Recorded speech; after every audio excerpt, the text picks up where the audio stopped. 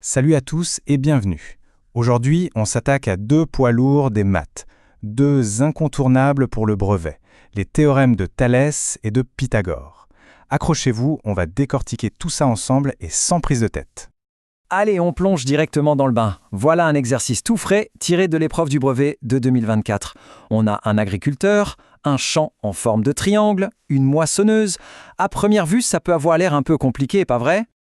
Face à un schéma comme ça, avec toutes ces données, le premier réflexe, c'est souvent de se dire « Oula, d'accord, mais par où est-ce que je commence ?» Et c'est la bonne question à se poser. Eh bien, la bonne nouvelle, c'est que la solution est beaucoup plus simple qu'elle n'y paraît. Ce n'est pas une montagne, c'est juste un puzzle. Et pour le résoudre, il ne faut que deux outils. Deux outils qu'on connaît déjà très bien, Thalès et Pythagore. On va commencer par le premier. Voyons ensemble comment le bon vieux théorème de Thalès peut venir nous donner un sacré coup de main pour la première partie de ce problème. Ok, la première mission, c'est de calculer la longueur de ce segment GF. Pour ça, il faut juste bien observer le schéma. Et si on regarde bien, on peut y voir une configuration de Thalès.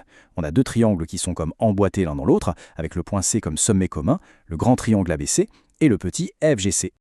Donc, le théorème de Thalès, qu'est-ce qu'il nous dit au fond ? C'est tout simple, si on a des droites parallèles qui coupent deux autres droites, alors les longueurs des segments qu'on obtient sont proportionnelles. Le mot-clé, le mot magique à retenir ici, c'est proportionnalité. Cette image, c'est vraiment la configuration classique de Thalès, le cas d'école. Pour pouvoir l'appliquer, il nous faut deux choses. Un sommet commun, ici le point A, et deux droites parallèles, ici MN et BC. C'est la situation parfaite. Et maintenant, si on retourne à notre exercice, on se rend compte que c'est exactement ça. Le sommet C est commun, et les droites AB et FG sont bien parallèles. Toutes les conditions sont là. Allez, passons au calcul étape par étape. D'abord, on applique le théorème et on écrit l'égalité des rapports. GF sur BA est égal à CG sur CB. Ensuite, deuxième étape, on remplace par les chiffres qu'on connaît. On sait que CG fait 90 mètres, CB fait 150 et BA fait 200. Il ne reste plus qu'à isoler GF avec un petit produit en croix et le tour est joué. Et voilà, GF est égal à 120 mètres. La première partie de notre puzzle est résolue. On avance super bien. On passe à la suite. L'année d'après, notre agriculteur a un nouveau projet. Et pour ce projet, il nous faut un nouvel outil. C'est au tour de Pythagore de faire son entrée.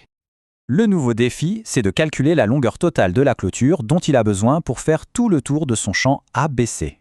On connaît déjà la longueur de AB et de BC, mais il nous en manque une, la longueur du côté AC. Alors, comment on fait pour trouver cette longueur qui nous manque ? Il nous faudrait une sorte de formule magique. Et ça tombe bien parce que pour les triangles rectangles, cette formule existe. C'est le fameux, l'unique théorème de Pythagore. Attention, il ne s'applique que au triangle rectangle.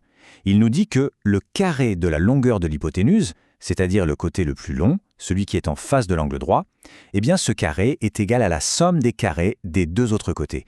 C'est la fameuse relation A carré égale B carré plus C carré. Appliquons ça tout de suite à notre champ. Le triangle ABC est rectangle en B, donc son hypoténuse, c'est AC. On pose l'égalité. AC au carré, c'est égal à AB au carré plus BC au carré. On remplace par les valeurs 200 au carré plus 150 au carré. Ça nous donne un grand nombre, 62 500. Et pour trouver AC, il suffit de prendre la racine carrée de ce résultat. La racine carrée de 62 500, ça tombe juste, c'est 250. Donc la longueur AC est de 250 mètres. Pour avoir la longueur totale de la clôture, on n'a plus qu'à additionner les trois côtés, 200 plus 150 plus 250, ce qui nous donne un total de 600 mètres. Et voilà, problème résolu. Et voilà le travail. Ce qui semblait être un problème bien compliqué du brevet a été décomposé et résolu, tranquillement, étape par étape, juste en utilisant les bons outils. C'est quand même satisfaisant. Bon, maintenant qu'on a résolu ce cas concret, on va prendre un tout petit peu de recul. L'idée, c'est de bien comprendre quand et comment utiliser ces deux super théorèmes. Alors, comment on choisit ? En fait, c'est assez simple. Thalès, c'est le spécialiste des situations de proportionnalité. Il est parfait pour calculer des longueurs quand on a des droites parallèles, ou à l'inverse, pour prouver que des droites sont parallèles.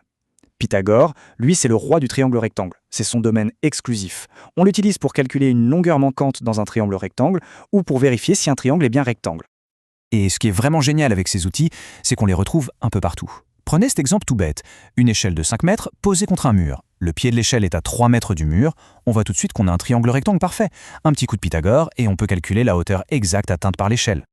Et ça marche aussi dans l'autre sens. C'est ce qu'on appelle la réciproque du théorème de Pythagore.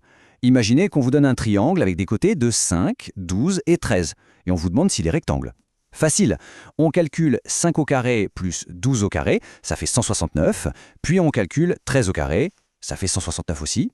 L'égalité est vérifiée, donc oui, ce triangle est bien rectangle. Pour finir, ce qu'il faut vraiment retenir, c'est que ces théorèmes ne sont pas juste des formules à apprendre par cœur. Il faut les voir comme une boîte à outils. Chaque problème est une nouvelle construction.